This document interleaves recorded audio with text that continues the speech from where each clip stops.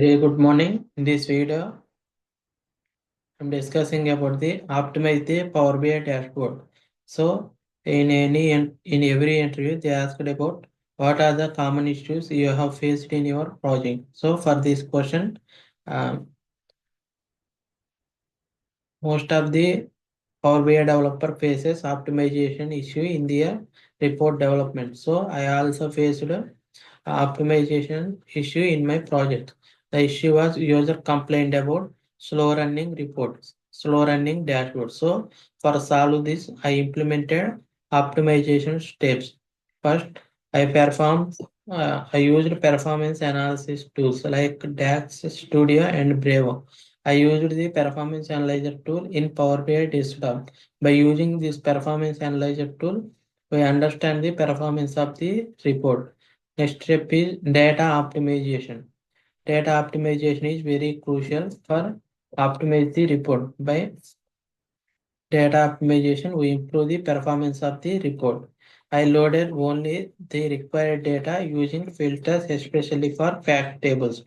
In the fact tables, the data is very high. So by using filters, we loaded only the required data from fact tables into Power BI. I removed unnecessary columns from fact and dimension tables.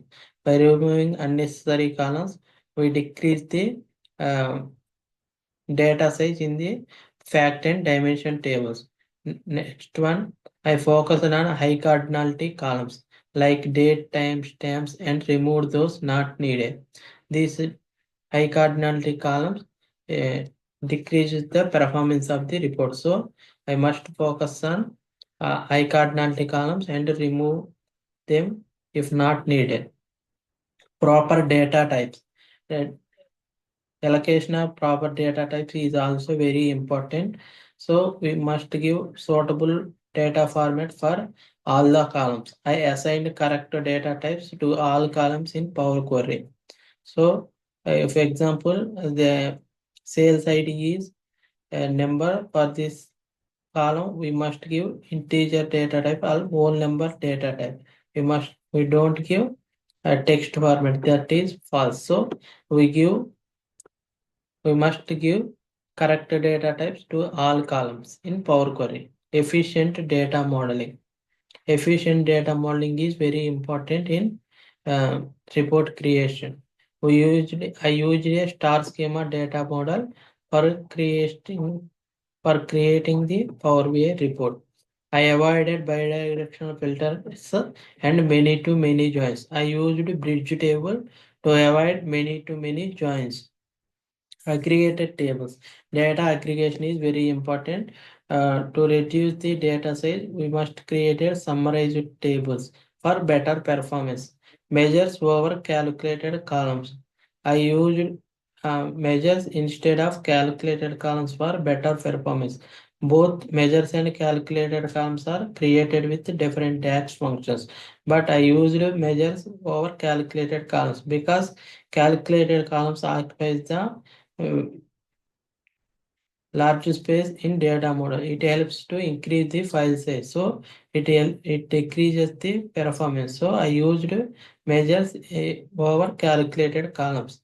Incremental load. Incremental load. I implemented incremental load for large fact tables. By using incremental load, I import the only updated data into the fact tables. It helps to the performance of the report. Optimized DAX.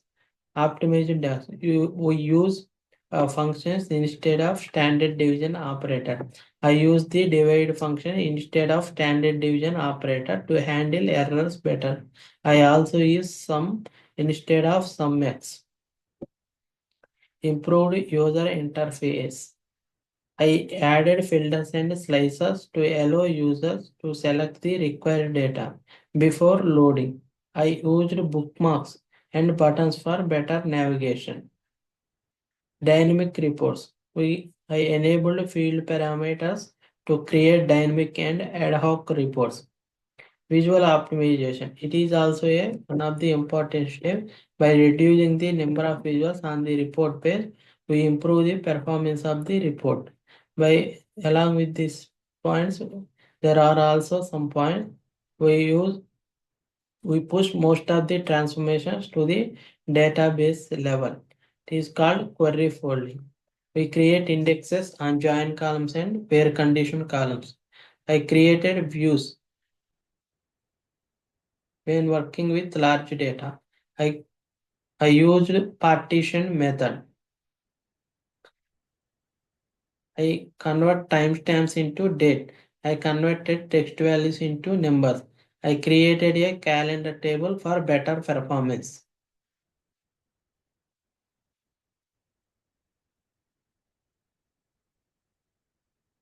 I usually schedule refresh for better for updating the reports every day. These are all the important optimization points I followed in my reports. Thank you.